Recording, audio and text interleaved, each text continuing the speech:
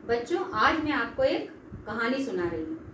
अनुप्रास, यमक और श्लेष तीनों भाई अपने अलंकार मामा के यहाँ नैनीताल गर्मी की छुट्टियां बिताने के लिए गए। अब क्या हुआ, अचानक लॉकडाउन लग गया। अब लॉकडाउन लगने के कारण वे बाहर कहीं घूमने नहीं जा पाए और उनको घर के अंदर ही रहना पड़ा। 2-4 दिन तो बीत गए। उसके बाद वो तीनों उदास रहने लगे और उनके मामा जी भी उन दिनों घर पर ही थे। जब मामा जी ने देखा कि तीनों बच्चे उदास रह रहे हैं तो उन्होंने उन तीनों को बुलाया कि क्या बात है बच्चों। तो अनुप्रास जो था वो उनमें सबसे छोटा था और थोड़ा वाचाल भी था, है ना, तो वो चंचल था। तो वो बोला, मामा जी ऐसे तो हम घूमने फिरने के लिए यहाँ आए थे, लेकिन इस प्रकार हमको घर के अंदर ही रहना पड़ रहा है, तो हम तो ऐसे अपनी पहचान ही भूलने लगे हैं, ऐसा लगने लगा है। अरे मामा जी की तो आंखों में चमक आ गई। वो बोले, अनुप्रास तुमने तो बड़ी अच्छी बात बताई। पहचान पे याद आया कि आज अपन एक ऐसी एक्टिविटी करते हैं जिसमें हम सब अपने नाम के अनुसार ही अपनी पहचान बताएंगे, लेकिन वह पहचान जो होगी वो व्याकरण से संबंधित होगी। तुम सब अपने हिंदी में अलंकार तो पढ़ते ही होगे ना। तो अनुप्रास बहुत उत्साह में आ गया, जल्दी से बोला, हाँ मामा जी, हमारी मैडम ने भी हमको अलंकार बताए हैं। तो मामा जी बोले, चलो फिर आज अपन शुरू करते हैं। तो बच्चे बोले, मामा जी किस प्रकार हम अपनी पहचान बताएंगे। तो उन्होंने कहा कि मैं बड़ा हूँ तो मैं सबसे पहले शुरू करता हूँ और उसके बाद तुम तीनों अपनी अपनी पहचान व्याकरण के अनुसार बताओगे। ठीक है बच्चों। तो वे तीनों बड़े उत्साहित हो गए। उन्होंने कहा, हाँ मामा जी ठीक है। तो अलंकार मामा ने पहचान बतानी शुरू की। उन्होंने कहा, मैं अलंकार हूँ, मेरा काम जो है वो कविता की सुंदरता को बढ़ाना है, क्योंकि अलंकार का अर्थ ही आभूषण या गहना होता है।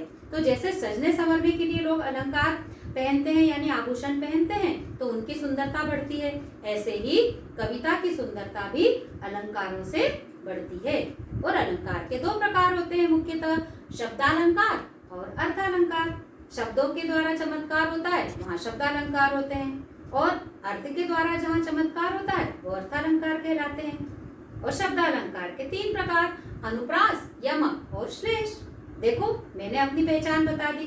अब अनुप्रास तुम्हारी बारी है, ठीक है। अनुप्रास बोला, हाँ मामा जी, मैं भी अपनी पहचान इसी प्रकार बताऊंगा। हाँ, मेरा नाम अनुप्रास है ना। एक वर्ण एक से ज्यादा बार जब कविता की किसी पंक्ति में आता है वहां अनुप्रास अलंकार होता है, पर वह एक निश्चित क्रम में आता है। पहले शब्द में पहले आया है तो दूसरे शब्द में भी पहले ही आएगा, दूसरा, तीसरा, यानी एक निश्चित क्रम में आता है। तो एक वर्ण एक से ज्यादा बार निश्चित क्रम में आता है वहां अनुप्रास अलंकार होता है। मैं उदाहरण भी बता सकता हूँ, जैसे रघुपति राघव राजाराम, र वर्ण की आवृत्ति बार बार हुई है। इसी प्रकार कालिंदी फूल कदम्ब की डारन, यहाँ क वर्ण की आवृत्ति हुई है। मामा जी मैंने ठीक बताया ना।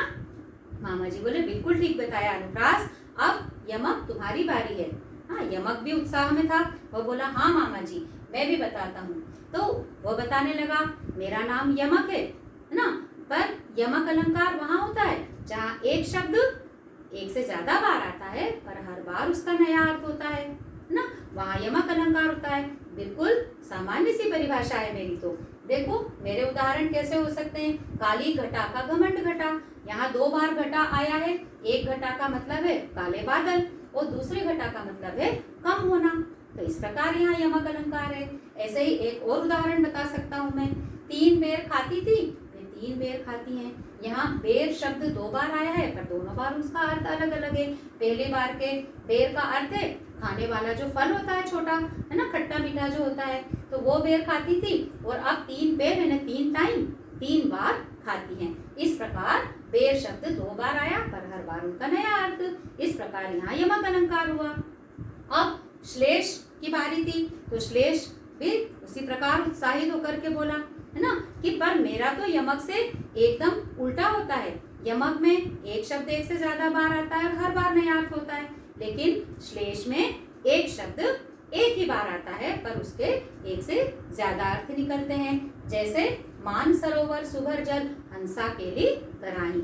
यहाँ मान सरोवर तालाब का नाम भी है और ईश्वर भक्ति से भरे हुए भक्त के मन से भी यहाँ तात्पर्य है। ऐसे ही हंसा हंस के लिए भी है और यहाँ पर साधक या भक्त के लिए भी है। तो यहाँ पर एक बार एक शब्द आएगा और उसके एक से ज्यादा अर्थ होंगे। ऐसे ही एक और उदाहरण हो सकता है, मंगन को देख पट देत बार बार, यानी मांगने वाले को देख करके और बार बार जो व्यक्ति है वह पट यानी वस्त्र दान में देने लगता है। या पट यानी किवाड़ या दरवाजा भी अर्थ होता है कि वह अपना दरवाजा बंद कर लेता है। इस प्रकार पट शब्द एक बार आया है लेकिन उसके यहाँ पर दो अर्थ हैं। देखो, इस प्रकार हमने अलंकार की परिभाषा सीख ली और शब्दालंकार के तीनों प्रकार सीख लिए और तीनों की परिभाषाएं और तीनों के उदाहरण सीख लिए, है ना। मामा जी बोले कि बच्चों तुमको भी तुम्हारी मैडम ने सिखाया होगा, तो अब तुम बिल्कुल आलस्य मत करो और इन तीनों अलंकारों की परिभाषाएं लिख लो अपनी हिंदी कॉपी में और तीनों के उदाहरण लिखो और फटाफट याद कर लो। देखो, आज खेल खेल में तुमने ये अलंकार भी सीख लिए।